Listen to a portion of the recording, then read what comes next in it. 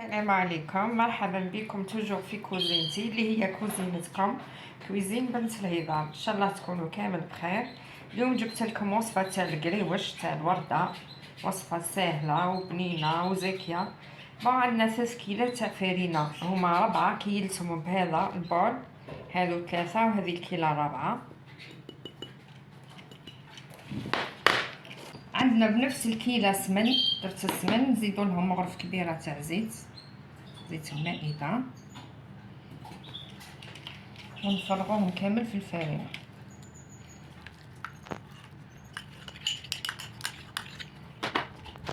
ندير رشه تاع ملح، مغرفه صغيره تاع فاني، ونحاولوا ندخلوا هذو السمن ندخلوه مليح في الفرينه. نحاولوا هكا ندخلوه باش ميجوناش هذوك الخليبات، ندخلوهم مليح. بعد ما دخلنا مليح السمن في الفرينه، عندنا بيضه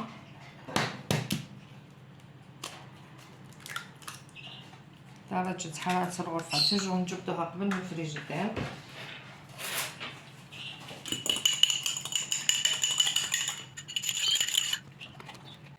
فيها مزهر تقريبا فنجان تاع تاي مزهر هكذا، نحطوه على البيضة باش تنحى ريحة البيض. نديرو حفرة هكذا في النص ونفرغوها هكذا.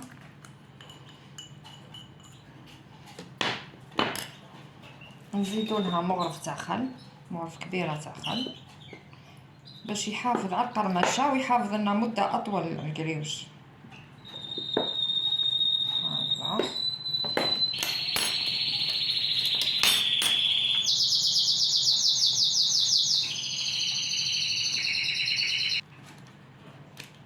نزيدو مغرف صغيرة تاع خميرة هكذا،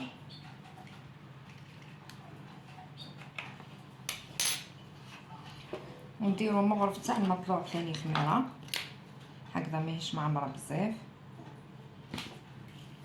نحطو لها هنا ونضيفو لها كاس ماء دافي هكذا، ماهوش معمرة، ناقص صباع. نحاولو نخلطو باش تفيع الخميرة في الماء. يعني هاد القريوش تجي هايلة، تجي مورقة بدون آلة توريق.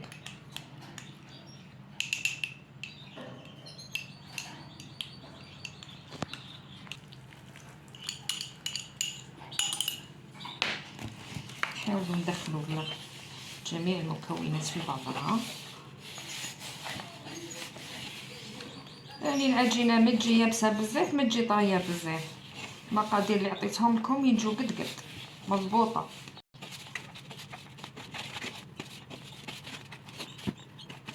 نحاولوا نعجنوها شويه، مش نعجنوها جوست نلموها برك في بلان دو طرافاي باش المكونات تدخل مليح في بعضها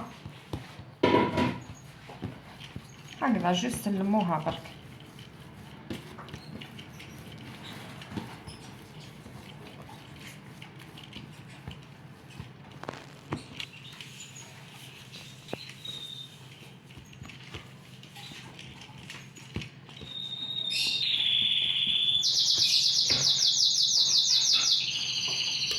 هذه الكميه نقسموها على 4 هكذا.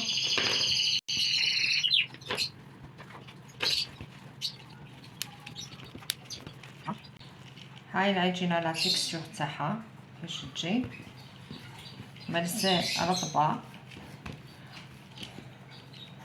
ونحطوهم في ساشيات ترتاح العجينه، ترتاح واحد نص ساعه باش تطوعنا للخدمه. ما رطوزات يعني ارتاحت العجينه، شوفوا هاي منفوخه من الخميره، ما تخافوهاش. نديروا شويه نشا ولا مايزينا في البلون دو طرافاي، يعني طابله هي مش بلون دو طرافاي. نحاولوا نقرصوها بالمستطيل على الطول هكا. نشوفوا هذه نزيدو لها شويه نشا، نعاونو دايما رواحنا بالنشا باش تجي فويتي يعني مورقه. نطبقوها هكذا، نزيدو الطاب كاملنا هكذا، نزيدو ندريو شويه نشا ونطبقوها هكذا. نديرو توجور لا مايزينا ولا نشا. نحاولوا نتركزوا في النص صعب ما يهربولناش هذوك الطبقات اللي راهم تحت هكذا. نزيدو الكرسي هذا لمن ومن بعد نقرص توجور نجبدو النص هنا هكا. نديرو شويه طول في الغرس هكذا، نقرصو بالطول صافي. من النص دايما من النص ونهبط ولا من النص ونطلعو هي. نحاولوا نطلعها، ديروها رقيقه. نحاولوا على قد ما قدرنا لو بلان دو طرافاي شغل يبان هاك رقيقه، شغل دايره في الماشينه.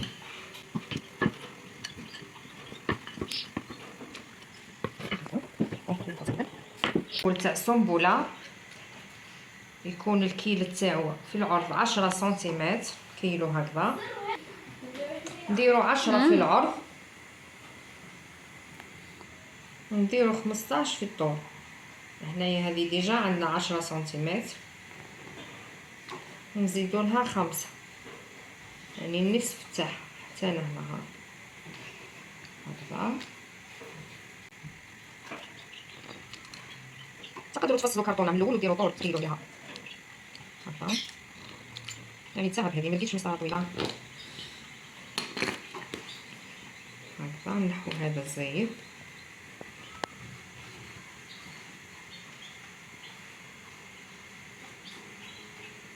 هكذا، نحطوه في الساشي حتى نحاولوا نديرو ونعاودو نحلوه شويه برك هكذا. نحو هذا الزايد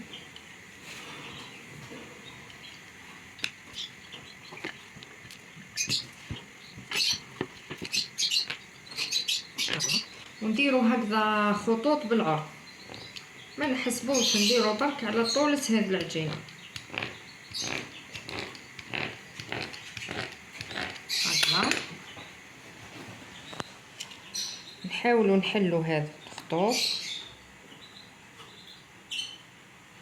كما راكم تشوفوا هكذا. ونديرو هنا عندنا بياض بيضه نديرو على الحواشي ونسكرو بها باش ما تحلناش العجينه هكذا. طبقوها على 2، نزيدو نديرو هنايا هالليكوا هذو، نزيدو نطبقوها على 2. نحاولوا نلوزو هنا الحواشي لازم تجي رقيقه ما تجيناش معجنه. نحيو هذا الزايد هكذا هكذا بالجراره ولا الجريوره كما يسميوها بعض المناطق، نديروها في. يمكن نهزوها نديرو هذا الحركه شغل نحلوهم من بعضهم هكا باش ما يرزبوش. نقسمو على النص وندوروها على نفسها هاك ها جات سنبله.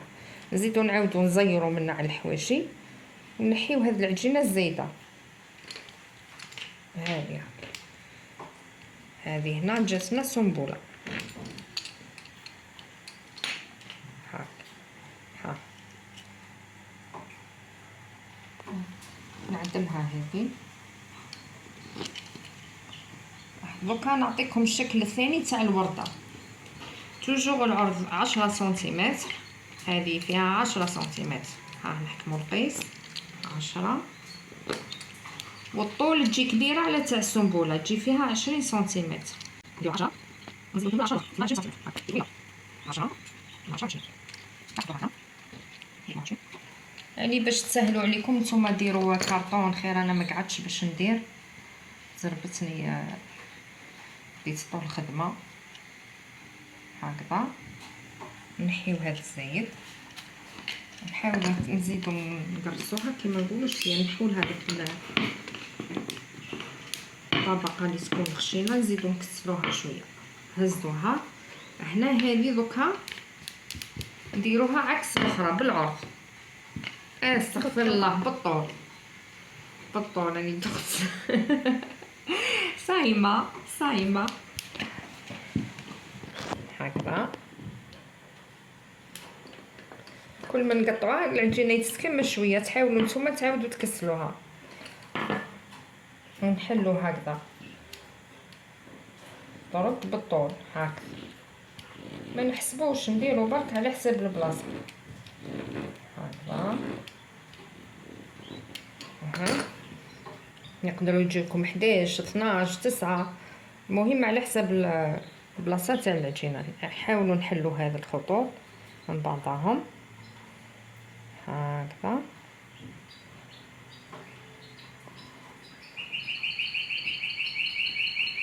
نديروا بياض البيضه في بلوندر هكذا. ساير بيض.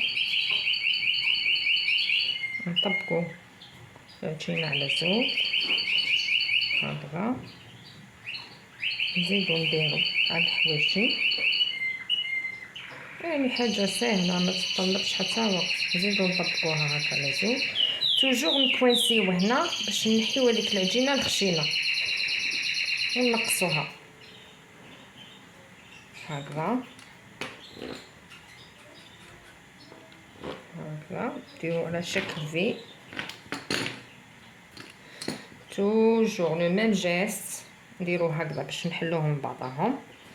دوكا الورده تبعوا معايا مليح كيفاش نديرها. نكسلها هكذا شويه، ندير صباعي زوج هكذا شغل نتبع ليهم. نقفل هنايا هكذا التور الاول هكذا، نزيد نقفل هكذا التور الثاني والتور الثالث باش نسكر هنا هذا الفتحه. التور الثالث نعاود ندير هكذا وندير البيض ونقفلها باش كي نقليها ما تحليش هكذا. ها تجي على شكل ورده. من بعد كي تتقلى يتبان مليح هكذا. كي نحطوها في المقله نقعدو نكبو فوقها الزيت باش تتنفخ. شوفوا الله يبارك كيفاش تكونت ورده. نلفو هذه نقعدو نكبو فيها الزيت حتى تبدا تاخذ لون. بون هذه نحيوها طابت. نبردو غير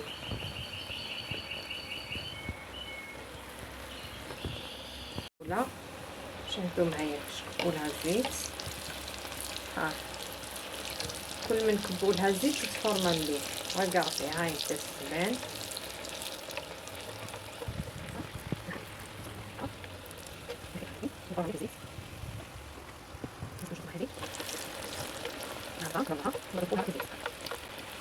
نكملوا بقيه واش قعد لنا ومن بعد نشوفوا نعسلوهم. هاي هنا بعد ما طابت هاي الصنبوله كيفاش دات بعد ما قليناها مش طابت. هاي الصنبوله وهذه الورده. نتمنى يكون عجبكم الشكل تاعها. وكنعسلوها نحطوها هي تكون بارده والعسل يكون سخون. نحطوها العسل نشرقوها مليح يدخل هذاك العسل لداخل مليح. ندوروها هكذا.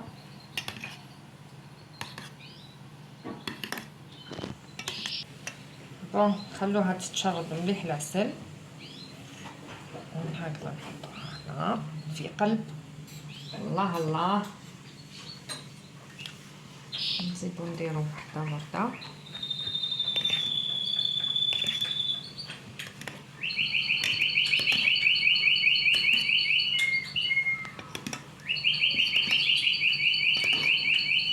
ونديرو على كوتي في زوجه هكذا باش يدخل لنا العسل مليح لداخل.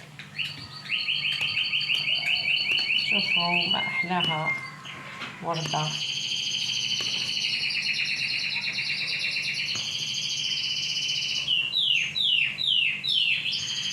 نحطو هذه هنا ونزيدو. انا نكمل الكميه اكون نعسلها ومع الاخر كي نعودو رايحين نحطو باغ اكزومبل الوقت اللي نعودو رايحين نحطو بين نشربو معاهم قهوه ولا لافيات، نزيدو اللمسه الاخيره تاع العسل. هذا العسل درت فيه الوعين ما خلونيش نهضر. هذا العسل درت فيه شويه مزهر، ومع الاخر هنا درت شويه مزهر، وهنا مع الاخر نزيدو نهزو هذا العسل الثقيل هاك، نديرو اللمسه الاخيره هاك. شهيتكم في الجنه.